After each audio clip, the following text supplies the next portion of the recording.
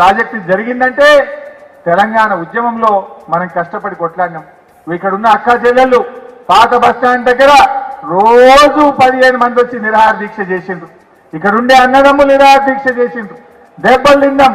Justice Srikrishna committee చిన్నగుండెవెల్లికి వస్తే మాకు ఎందుకు తెలంగాణ కావాలో గట్టిగా నొక్కి చెప్పిన ఘనత కూడా ఈ అక్కా చెల్లెలే అని చెప్పి నేను మనం చేస్తా ఉన్నా. ఇవాళ తెలంగాణ వచ్చింది కనుక, కేసీఆర్ గారు ముఖ్యమంత్రి అయింది కనుక ఇవాళ 3 ఏళ్లలో ఈ ప్రాజెక్టు పూర్తయి ఇవాళ ప్రారంభోత్సవం జరుగుతూ ఉంది. అంటే ఇది నిజంగా ఇది ప్రజల విజయం, తెలంగాణ ఉద్యమ విజయం. తెలంగాణ పోరాటమే లేకపోతే, తెలంగాణ రాష్ట్రమే రాకపోతే ఈ కాళేశ్వరం అవుతుండేనా? ఈ నీళ్లు మనకి ఇవాళ వస్తుండేనా? అంటే ఇలాంటి ఒక గొప్ప పని ఇవాళ జరిగింది. స్వాతంత్రం వచ్చి 60 ఏళ్ళైంది, 70 ఏళ్ళైంది. 60-70 ఏళ్లన్నా మన ఉమ్మడి మెదక్ జిల్లాలో ఎంతో మంది ముఖ్యమంత్రులు వచ్చిపోయినారు, ఎన్నో ప్రభుత్వాలు వచ్చిపోయినాయి. ఒక్క ఎకరానికన్నా నీళ్లు ఇచ్చారా అని నేను అడుగుతా ఉన్నా. కాంగ్రెస్ పోయి తెలుగుదేశం వచ్చింది, తెలుగుదేశం పోయి కాంగ్రెస్ వచ్చింది.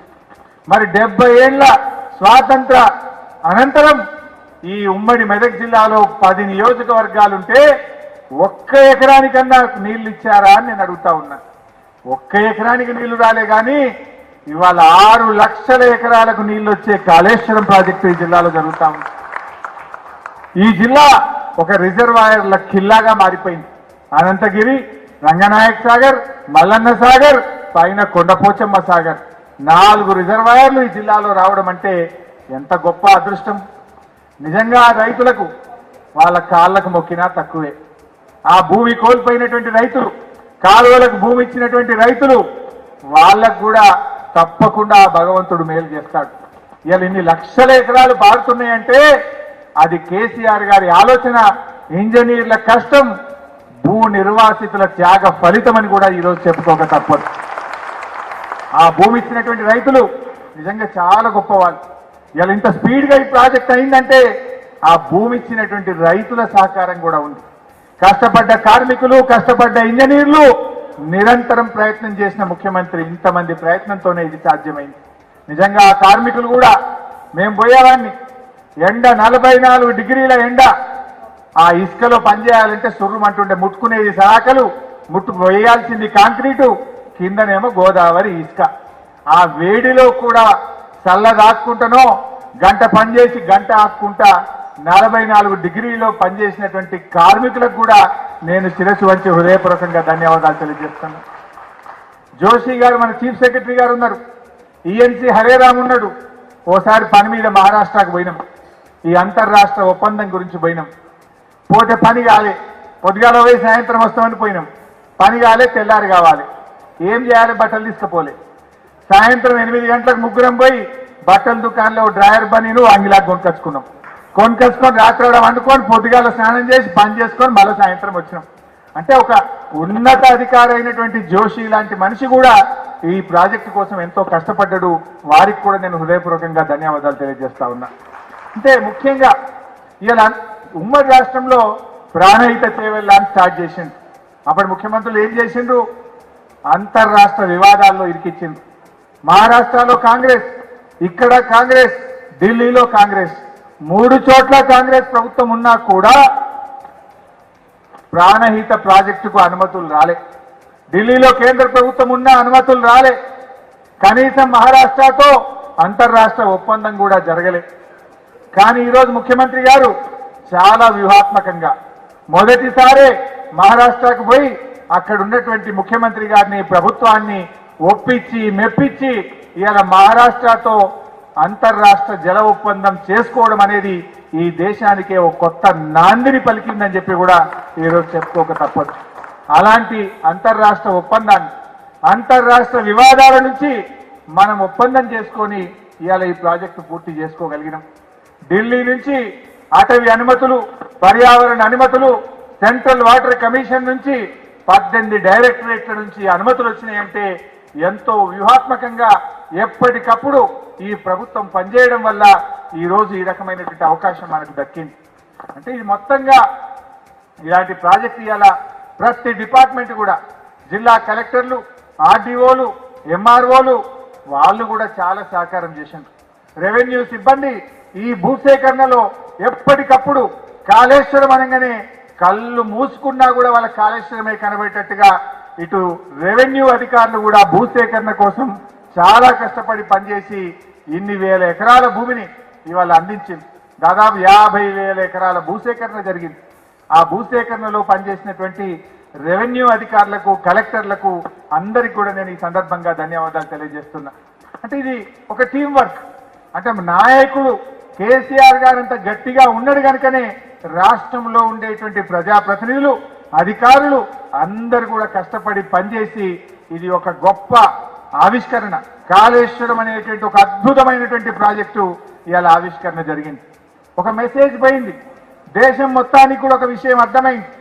పట్టుబడితే ఎంత పెద్ద ప్రాజెక్టునైనా, ఇరిగేషన్ ప్రాజెక్టులను కూడా 3 ఏళ్లలో చేయొచ్చు, 4 ఏళ్లలో చేయొచ్చు అనేటువంటి ఒక కొత్త శకానికి నాంది పలికింది మన తెలంగాణ రాష్ట్రం అని కూడా చెప్పుకోక తప్పదు. అంటే ఇంతకుముందు ఇరిగేషన్ ప్రాజెక్ట్ అంటే ఒక దశాబ్దం, 2 దశాబ్దాలు, 20 ఏళ్ళు, 30 ఏళ్ళు అనేటువంటిది చరిత్ర.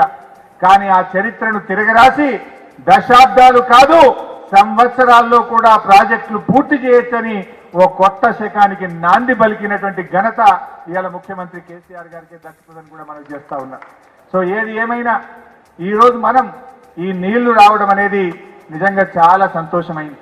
మనిషికి ఎన్నొచ్చినా నీళ్లు లేకపోతే జీవం లేనటువంటి పరిస్థితి. అలాంటి నీళ్లను తెచ్చుకునే ఒక గొప్ప కార్యక్రమం ఈరోజు మన దగ్గర జరగడం అనేటువంటిది నిజంగా చాలా సంతోషమైనటువంటి విషయం. మరి మనకు కూడా దసరాకు ఒక నెల అటో ఇటో మనకు కూడా నీళ్ళు వస్తాయి. ఇవాళ స్టార్ట్ అయింది మేడిగడ్డ దగ్గర, మేడిగడ్డ దగ్గర నుంచి అన్నారంకి వస్తాయి, అన్నారం నుంచి సుందిళ్ళకి వస్తాయి, సుందిళ్ళ నుంచి మన ఎల్లంపల్లి డ్యాంలోకి వస్తాయి, ఎల్లంపల్లి డ్యామ్ నుంచి మిడ్ మానేరుకి వస్తాయి, మిడ్ మానేరు నుంచి అంతగిరి పోషమ్మ దగ్గర ఉండే రిజర్వాయర్కి వస్తాయి, అక్కడి నుంచి మన రంగనాయక సాగర్లో వచ్చి పడతాయి. అంటే దశల వారీగా నీళ్ళు వస్తాయి. ఒకసారి రావడం అంటూ జరిగితే ఇక అది నిరంతర ప్రక్రియ. మరి ఇవాళ ఎన్ని ఏళ్ళు సముద్రంలో కలిసేటువంటి గోదావరి నీళ్లను ఇవాళ మనం ఇక్కడికి తెచ్చుకున్నాం. నిజంగా ప్రాణహితనే ఉండుంటే ఆ అంతర్రాష్ట్ర వివాదం ఒడవకపోతుండే, కఠిన ఆడ ఇన్ని నీళ్లు దొరకకపోతుండే. కానీ అది తెలంగాణ వచ్చింది కనుక తెలంగాణ సోయితోనే ఆలోచించుకొని అంతర్రాష్ట్ర వివాదాలు పరిష్కరించుకొని రీఇంజనీరింగ్ చేసుకొని బ్రహ్మాండంగా ఎన్ని నీళ్లు కావాలంటే అన్ని నీళ్లు బారాన తెలంగాణను సస్యశ్యామలం చేసుకునే విధంగా ఒక గొప్ప కార్యక్రమం, ఒక ఇంజనీర్ లాగా ఆలోచించి ఇవాళ కేసీఆర్ గారు ఈ రకంగా ఇంత గొప్ప కార్యక్రమాన్ని చేశారు. సో అలాంటి ఒక పండగ తెలంగాణలో దసరా పండుగ ఎంత పండుగనో ఇవాళ తెలంగాణ రైతాంగానికి మరో దసరా పండుగ లాంటి పండుగ ఈ జూన్ 21వ తేదీ అని కూడా మనం చెప్పుకోక తప్పదు. నిజంగా పండుగ ఎప్పుడు చేసుకుంటాం? మంచి పంట పండితే సంక్రాంతి పంట చేసుకుంటాం. వానకాలం పంట చేతికి వచ్చినాక వచ్చే పండగ దసరా పండగ. అంటే పండగ అనేది ఒక సంతోషాన్ని ఇస్తుంది. అందరూ కూడా ఆనందంగా సంతోషంగా మన భవిష్యత్తు బాగున్నప్పుడు, మంచి పంటలు పండినప్పుడు మనం మంచిగా కూడా ఈ పండుగలు చేసుకుంటాం. నిజంగా తెలంగాణ భవిష్యత్తు మార్చేది, తెలంగాణ రైతాంగం యొక్క తలరాతలు మార్చేటువంటి ప్రాజెక్టు ఇవాళ కాళేశ్వరం ప్రాజెక్టు. దాన్ని ఈరోజు ప్రారంభం చేసుకోవడం అంటే తెలంగాణలోని ప్రతి రైతు ఈరోజు సంతోషపడతా ఉంటాడు. తెలంగాణలోని ప్రతి రైతు కుటుంబంలో ఒక ధైర్యం, ఒక విశ్వాసం, భవిష్యత్తు మీద ఒక నమ్మకం అనేది ఏర్పడ్డది. గత 3-4 ఏళ్లలో మీరు చూస్తే రైతుల ఆత్మహత్యలు బాగా తగ్గినాయి. ఒక 5 ఏళ్ల కింద, ఒక 10 ఏళ్ల కింద పేపర్ తీస్తే 10 మంది రైతుల ఆత్మహత్య, 5 రైతుల ఆత్మహత్య చూసేవాళ్ళం. కానీ గత 3-4 ఏళ్లుగా మనం చూస్తే నీళ్ళు వస్తున్నాయి, మా భవిష్యత్తు బాగుంటుంది, తెలంగాణ వచ్చిందనే ఆత్మవిశ్వాసంతో ధైర్యంగా రైతాంగం ఈరోజు నిలబడ్డారు. ఇవాళ రైతుల కళ ఫలించింది. ఆ రైతుల కళ్ళల్లో ఇవాళ ఆనంద బాష్పాలు వస్తున్నాయి. నిజంగా నాకు కూడా చాలా సంతోషంగా ఉంది. ఇలాంటి ఒక గొప్ప ప్రాజెక్టులో భాగస్వామ్యమై పనిచేసేటువంటి అదృష్టం దొరకడం అనేది ఈ జన్మకి ఇంతకంటే ఇంకా ఏదో కావాలనేటువంటి ఆలోచన నాకేం లేదు. అల్టిమేట్గా ఒక తృప్తి, జీవితంలో ఒక మంచి పని చేయగలిగినాం, ఆ పనిలో భాగస్వామ్యమైనాం, అలాంటి ఒక మంచి పనిలో పనిచేశామనేటువంటి ఆనందం కంటే ఇంకా గొప్ప ఆనందం ఏముంటుంది? నిజంగా ఇది ఒక మనిషికో, ఇద్దరికో, ముగ్గురికో కాదు, లక్షలాది మంది రైతుల జీవితాల్లో వెలుగునిచ్చి వాళ్ళ జీవితాల్లో భరోసా నింపి రైతు కూడా ఆనందంగా వ్యవసాయం చేసేటువంటి ఒక మంచి రోజులు ఇవాళ. అలాంటి మంచి రోజు ఇవాళ జూన్ 21వ తేదీ.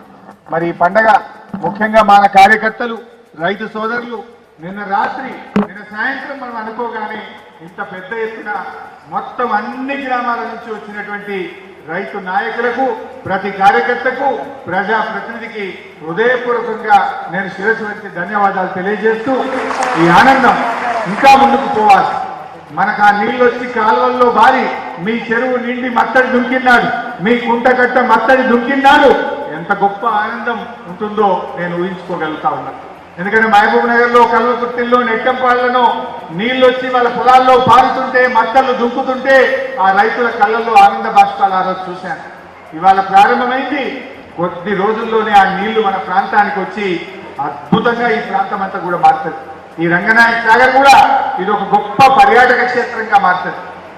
నీళ్ళు అనేది వ్యవసాయమే కాదు, వ్యవసాయంతో పాటు మత్స్య పరిశ్రమ, మా మత్స్యకారులకు పెద్ద ఎత్తున ఉపాధి దొరికేటువంటి అవకాశం, గొల్ల కుర్మలకు పెద్ద ఎత్తున గడ్డి దొరికి జీవాలకు నీళ్లు దొరికేటువంటి అవకాశం ఉంటుంది.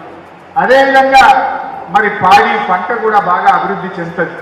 టూరిజం, పెద్ద ఎత్తున టూరిజం మన ప్రాంతంలో అభివృద్ధి చెందుతుంది. వాటర్ స్పోర్ట్స్ వస్తాయి, రిక్రియేషన్ పెరుగుతుంది. అదేవిధంగా మన ప్రకృతిలో కూడా చాలా మార్పు వస్తుంది. నీళ్లున్న కాడనే చెట్లు, చెట్లున్న కాడనే వాన ఎక్కువ పడుతుంది. మనకు రోజు రోజుకు వానలు దూరమైనవి, రేపు ప్రకృతిలో కూడా మార్పు వచ్చి మంచి వర్షాలు కూడా మన ప్రాంతంలో పడేటువంటి అవకాశం ఉంటుంది. ముఖ్యంగా ఈ రంగనాయక సాగర్ను మన పట్టణానికి దగ్గరగా ఉంది, హైదరాబాద్కు దగ్గరగా ఉంది. రాబోయే రోజుల్లో దీన్ని బ్రహ్మాండమైనటువంటి పర్యాటక క్షేత్రంగా కూడా ఈ రంగనాయక సాగర్ను మార్చుకుంటాం. ఇక్కడ ఈ ప్రాంతంలో ఈ రంగనాయక సాగర్ గుట్టతో పాటు మధ్యలో ఉండే ఐలాండ్ కానీ, మరి ఇక్కడ ఒక మంచి టూరిజం హోటల్ కానీ, ఈ ప్రాంతంలో వచ్చే పర్యాటకులకు అన్ని సకల సౌకర్యాలతో water sports, cycling track, walking track అన్ని రకాలుగా ఇక్కడ చేసుకుంటాం. మా చైర్మన్ గారు రాంగ సార్లు అంటుండు, సార్ మా ఇలవేల్పు మేము ఏడాదికి ఒకనాడు వచ్చి కోడిని కోసుకొని గొర్రెని మీద కోసుకొని పండుగ చేసుకుంటుంటిమి. ఇప్పుడు ఇక నీళ్లు కూడా వచ్చినాయి కనుక ఇక దావతులు ఫుల్ అవుతాయి సార్ రంగనాయక సాగర్ కాడ, ఇక జోరు ఉంటుంది ఆదివారం అంటుంది. నేనన్న ఒక ఆదివారమే కాదు చైర్మన్ గారు, ప్రతిరోజు కూడా జోరే ఉంటుంది. ఇది ఒక ఏడాది రెండేళ్ల తర్వాత మీరు చూడండి, ఈ ప్రాంత రూపురేఖలు అద్భుతంగా మారిపోతాయి రాజనర్స్ గారు అని చెప్పి మేము ఇద్దరు వచ్చేటప్పుడు మాట్లాడుకుంటూ వచ్చినాం. నిజంగా ఆ రకంగా ఇది ఇంకా బాగా అభివృద్ధి చెందుతుంది. తప్పకుండా మనం కలలు కన్నా బంగారు తెలంగాణ, మనమందరం కలలు కన్నా బంగారు తెలంగాణ వైపు అడుగులు ఇస్తుందని చెప్పి మనస్ఫూర్తిగా ఆ దిశగా మనను దీవించాలని ఆ రంగనాయక స్వామిని శిరస్సు వంచి మనస్ఫూర్తిగా ప్రార్థిస్తూ. హాయ్ ఫ్రెండ్స్, మా టుడే టుమారో యూట్యూబ్ ఛానల్ చూస్తున్నందుకు చాలా థ్యాంక్స్. మరిన్ని లేటెస్ట్ వీడియోస్ కోసం వెంటనే సబ్స్క్రైబ్ చేయండి. అలాగే ఈ బెల్ ని కూడా రింగ్ చేసేయండి. మా నోటిఫికేషన్స్ అన్ని మీ మొబైల్లో వస్తాయి. అలాగే మా వీడియోస్ మీకు నచ్చితే లైక్ చేయండి, షేర్ చేయండి, నచ్చకపోతే కామెంట్ చేయండి.